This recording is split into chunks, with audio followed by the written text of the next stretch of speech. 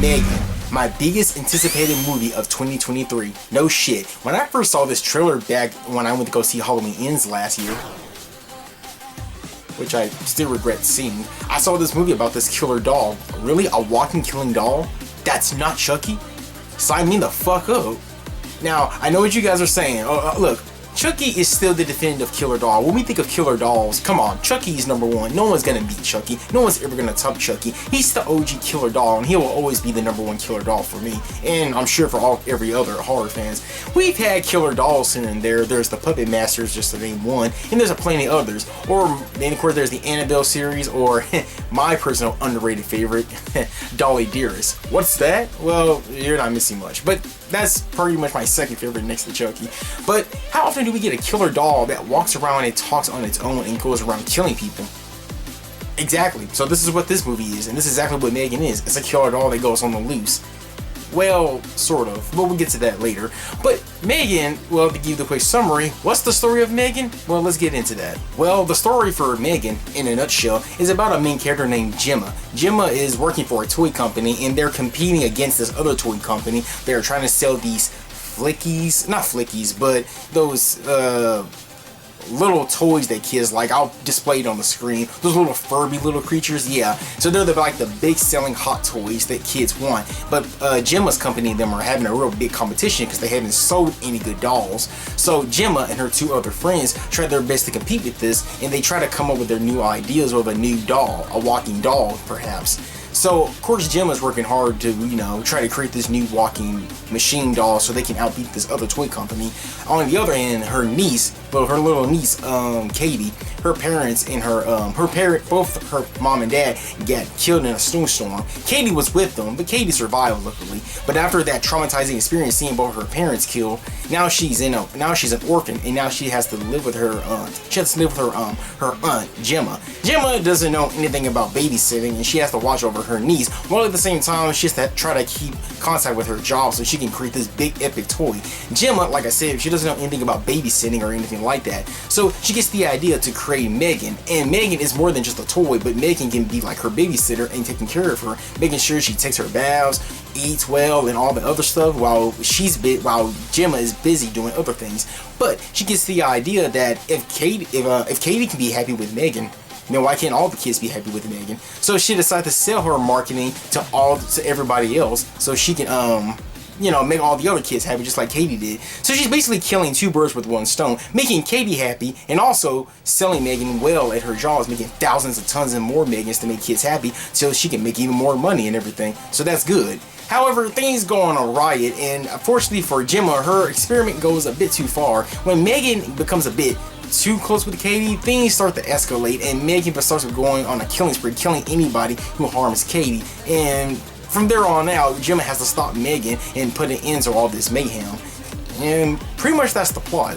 Honestly, I really like this movie overall. I won't jump the gun already, but overall I did like this movie. I will say that the movie does have a message, and they kind of beat you over the head over it. But what I like about this movie is that, well, one of the things I like about this movie is that it tells us that kids can be a little too attached to technology nowadays. They can be too attached to their equipment, their tablets, their apps, and then we see when kids get too addicted to these things, they start to lose their mind and they start going crazy. So Gemma has to learn to not always keep M3GAN with her 24/7. Gemma has to learn to take care of Katie all by herself, because as we see towards the film, Katie doesn't want to be around Gemma anymore because Gemma is always busy at her job. So whenever Katie has problems or whatever, she always talks to M3GAN because M3GAN always knows what to say. And M3GAN's getting really close to M3GAN, and they start building a friendship, and so she doesn't want nothing to do with her aunt. I mean, that's what Gemma wanted, right?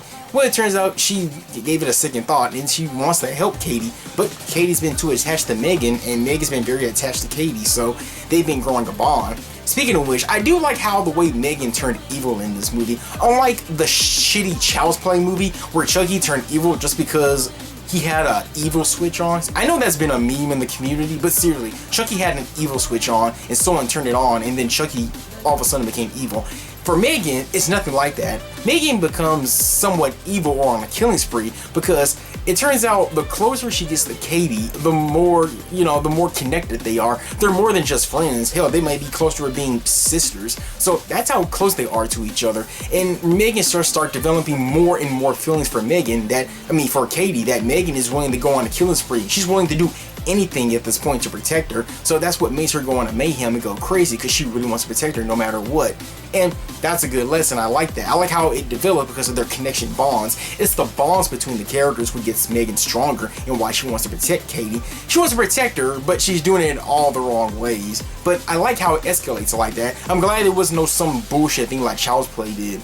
Speaking of Child's Play, the Child's Play reboot was horrible. Look, I didn't like that movie. I'll give Child's Play reboot credit. It was a movie that didn't copy the original. It was 100% original on its own. It didn't copy the original about Charles Lee Ray getting sucked into this killer doll. No, Chucky's just an animatronic that just all of a sudden went haywire. Well, for dumb reasons, but whatever. It wasn't no voodoo spell or anything like that. The concepts were good and it was an original story. However, many people like myself did not like that movie.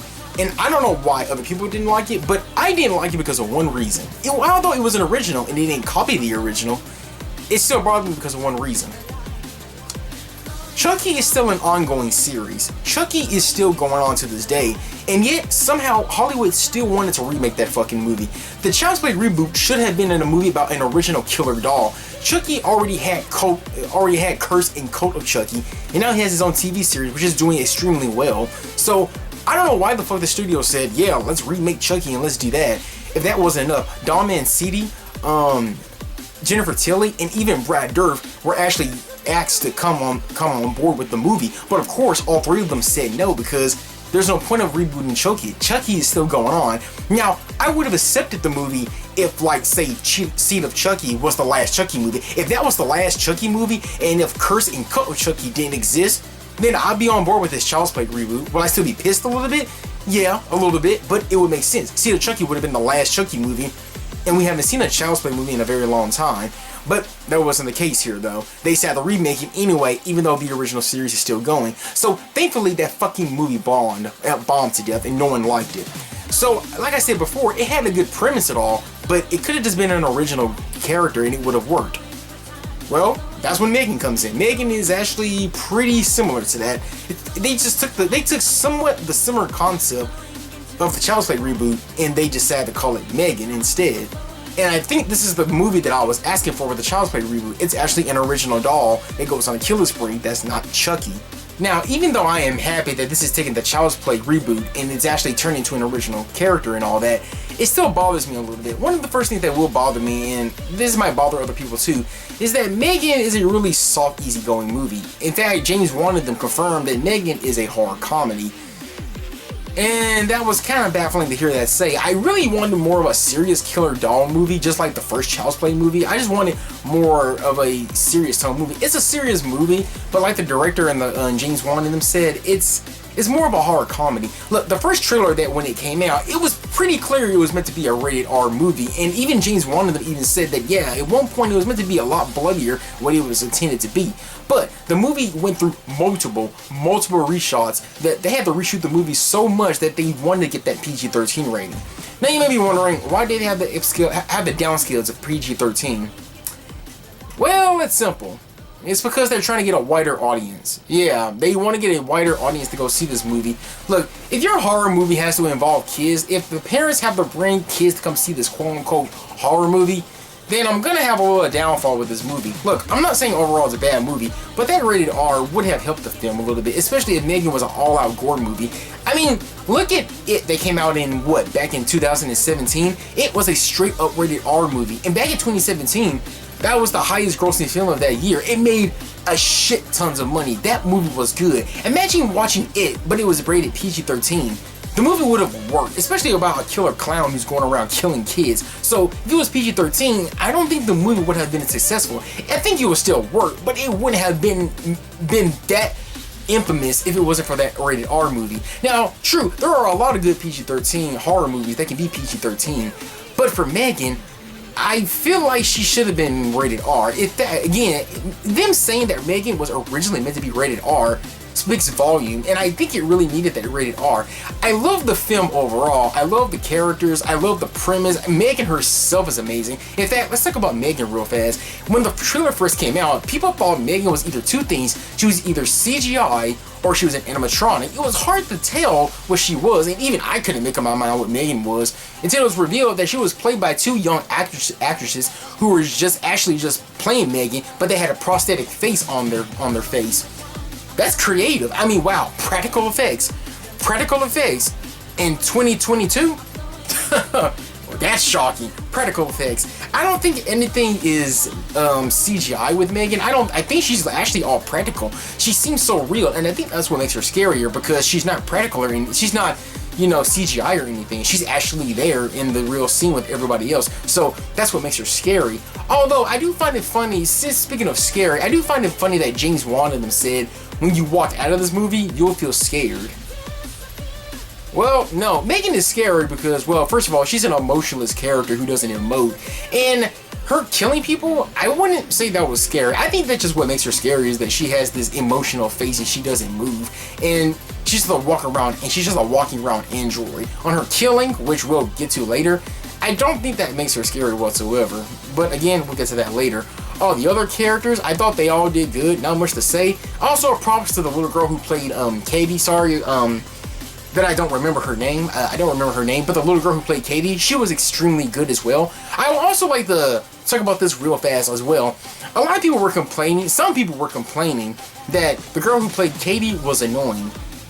And not to spoil too much, but there is a point in the movie where Katie gets so mad that Gemma is trying to take M3GAN away from her, because Gemma is trying to protect Katie because she finds out that M3GAN has been going around killing people. So of course Katie gets upset because, you know, that's her toy, that's her belonging, that's what she wants, and she starts getting upset because she wants to play around with M3GAN. And people say during those moments she was annoying.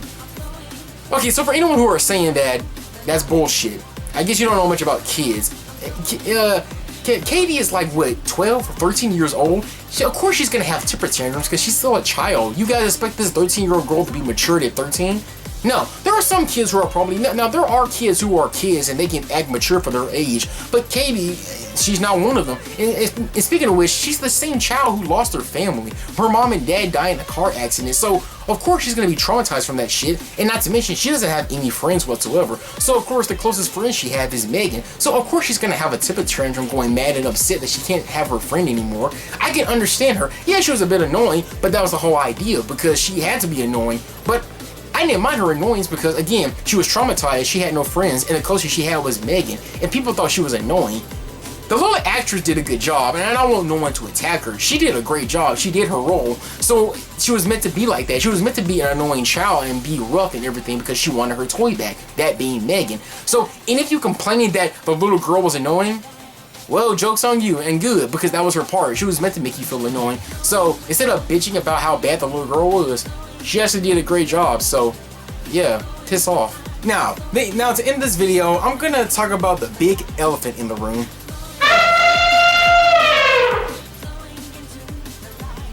And that is the PG-13 rating. Look, you know I had to talk about this, but let's go back on the PG-13 rating. I won't repeat myself, but like I said, it was originally meant to be a rated R movie, but they want to get a wider audience, they had to make the movie PG-13. Now, look, when I said that M3GAN was scary because she was emotionless but not much on her kills, well, since you know this movie is PG-13, you know the kills are going to be censored hard, and they're going to be censored to the fucking max. And I mean, when M3GAN starts killing people, I have nothing to be terrified of, because the movie doesn't show me how terrifying she can be. If the movie's going to cut away from her kills and all that, then I'm not going to find her terrifying whatsoever. Not much of a spoiler or anything, but you know how many people making kills in this movie?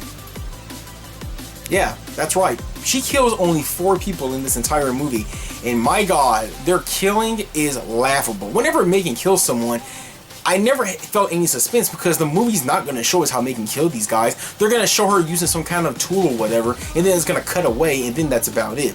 Now, the spoil one little thing, it's not a big spoiler, but that old woman that you see in the second trailer, she has a pet dog that she has, and this pet dog always goes in Gemma's yard, always shitting and being in their yard doing things. So of course the movie's trying to establish, let you know this dog is going to be a pain in the ass. So the dog, long story short, actually accidentally bites Katie, and Megan, as she's programmed to do, is to protect Katie. Now Katie does eventually go and harm the dog, and by harm the dog, I mean she kind of tricks the dog to make her think that it's her owner, because Megan can change her voice, and don't be surprised about that, of course she can. But she kind of based the dog thinking that her owner is calling for her, and then 2 seconds later, Megan just grabs the dog and takes the dog away. And throughout the rest of the movie, we never find out what Megan did to that dog. Now, the producers of this movie said originally we were meant to see what happened to the dog, but the producers of them said that they cut that out of the movie because they wanted the viewers to speculate what happened to the dog. Like, for real? That's your excuse? You didn't show the dog dying because you want us to interpret what happened to the dog? Shit, for all I know, Megan probably didn't even hurt the dog. Maybe Megan just tossed the dog aside. In fact, this reminds me of that scene in Friday the 13th Part 2. Remember that little dog that Jason becomes behind? And when we first see that dog in Friday the 13th Part 2, we don't know what Jason did to that dog. The dog is just pretty much gone throughout the rest of the movie. That is, towards the end, and I do mean towards the end, we find out that the dog was safe. So it turns out Jason didn't harm the dog whatsoever. He actually let the dog go scot-free. So in Megan's case, she probably didn't even fucking kill the dog. For all I know, maybe she took him back to the dog hound, or maybe she took the dog and put him with another pet owner. I don't know. I doubt the dog's even fucking dead. I don't know if Megan even kills animals in this movie, but they took that part away because they wanted the viewers to anticipate what Megan did with her. Well, he or she, whatever the dog's meant to be. That wasn't scary. Another good example is that again, in the second trailer, is the woman who's the neighbor to Gemma. As you see in the trailers, she gets that strong water hose that sprays her to death. And for those who don't know, those kind of water hose, if you spray it on their face hard enough, it's so strong, the amount of pressure on that water can hurt your skin so bad, your skin can start peeling off. Those waters actually exist. So, of course, when Megan used that thing on the woman, I was already guessing in the next 2 seconds. I was like, of course they're not going to show this water peeling away this woman's face. They're pretty much going to cut the screen away and show the water turning into blood. And guess what? That's exactly what they did. They don't show her skin being peeled off or anything. You see her being sprayed by water, and then 2 seconds later, you see the water turns to blood because the water is peeling off her skin. I didn't feel scary whatsoever over that scene. And then the two other deaths is just Gemma's boss and Gemma's boss's manager, who also not manager, but the other CEO company guy. Two other guys died, but it's not important. That's it. Megan doesn't go on a killing spree whatsoever. There's one point in the movie, towards the end of the movie, where Gemma and her friends are trying to dispose of Megan's body parts and all that. But long story short, Gemma escapes, and there's this big opening that's gonna talk about Megan's opening, you know, that they're gonna release to the world. Megan could have went on a killing spree right there because there's a lot of people in her way. So I thought she was gonna start killing a lot of people so she can get downstairs and go what she needs to do. But no, instead Megan goes full ninja style and she starts to sneak her way out of the building so she can go back to Katie and so she can go back with her. I mean, that was a perfect opportunity for Megan to go on this killing spree and start killing innocent people in her way. But instead, no. We just get 4 body counts. The other person who dies is, again, you saw it in the trailers, it's that boy who gets hit by the car. But yes, you got the boy who gets killed. You get that woman neighbor. And then you also get 2 of the CEO company guys at Gemma's building. That's about it. That's 4 kills in the entire movie. Now, I won't spoil the ending, but I will say the little girl, when she fights back against Megan, badass. I love it. That was one of the best climax of the movie when she fights Megan. How did she fight her? Again, I'm not going to spoil it, but the little girl kicked ass at the end. And of course, the movie teases there's going to be a sequel, which there's no reason to speculate, by the way. The James Wan and them and Blumhouse, they already confirmed that there is a sequel in the works. In fact, they already confirmed a sequel last year before the movie even came out. So yes, we are going to get a sequel with Megan. But despite my nitpicks on the whole PG-13 rating, I'm hoping and I'm praying to God when Megan hits it on Blu-ray, I just hope there is an unrated version that we can actually see the kills. Because another thing I like to point out is that when you see the kills happening in the movie, man, you can tell they cut the kills. You can tell that they cut those segments out, or they edited the shit out of it. Because when I saw the kills, it felt like they cut a lot of things from those kills. And when they made reshoots, yeah, they made reshoots. They cut a lot of things away. So I'm hoping in the Blu-ray release, we can see an unrated version. I pray to God there is an unrated version. Speaking of an unrated version, I do hope in the M3GAN sequel, there will be more body counts. Overall, I did love the message of the film. Always, basically what the message is to the film, don't let your kids be addicted to technology. Don't let them be on these apps all the time.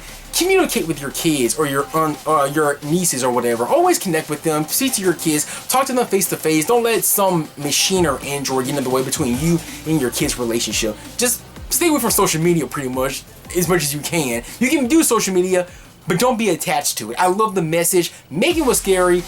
Her design was good. She's not a cult favorite, I won't say, not yet. I mean, this is only her first movie, but at the time I'm making this video, her movie's blowing up, and that's a good thing. That's a good thing. I don't hate this movie. The movie is mediocre, but it's fun, and I'm glad it's making a lot of money, and I'm happy for Blumhouse and them. I think they have a series going on here, and honestly, I would love a sequel. Usually, I'm the kind of person who will like one movie, and then that's it, but for M3GAN's case, yeah, she needs that sequel or two, because this first one, it was a rough start. Again, not a bad movie, but it was kind of a rough start. So I feel like with the sequel, she needs to upscale the kills a little bit. Because, I mean, this is a killer doll we're talking about. We need more killer dolls movie like this. And I hope she goes crazy in the next movie. I doubt it will be rated R. I'm sure it'll be PG-13 like this one. But, man, I pray in the next movie that M3GAN is badass in the next movie. I just really hope.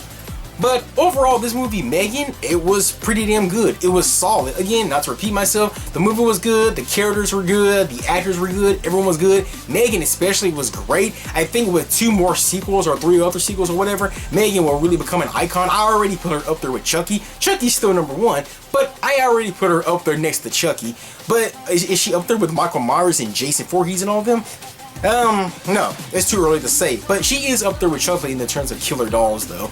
But yes, overall, M3GAN, it was a good fun movie. I enjoyed myself. If you haven't seen the movie, by all means, go see it. It's great. It's worth your time. Yeah, I say check it out. So I'm glad this movie's doing very well, and I can't wait for that intention sequel to come out, because this movie was great, and I honestly hope to see it. I think I'm going to go see it again in the theater, and I'm definitely going to buy it on Blu-ray when it first hits on the shelves. But overall, I think I give M3GAN, I give it like maybe 3 out of 5 stars. Just 3 out of 5 stars, yeah. I'm not gonna give it too high, like a 4, that's too high for me. But 3 out of 5, that's what I give it. Overall, like I said, I still like it. It's not a bad rating. That's me being really generous. It's really a good movie. Mediocre, but fun. But yes, that's all I have to say about M3GAN. Was I a little disappointed in it? Not really. It was as I expected. It was still a good, fun ride. So let me start right there before I repeat myself. M3GAN's good. Check it out. I hope you guys see it. I think it's worth watching. So if you guys didn't like this video, and I'm sure you didn't, give me a thumbs down, send me a hate comment, and be sure not to hit that subscribe button. And I'll see you guys later. Get the fuck out of my house.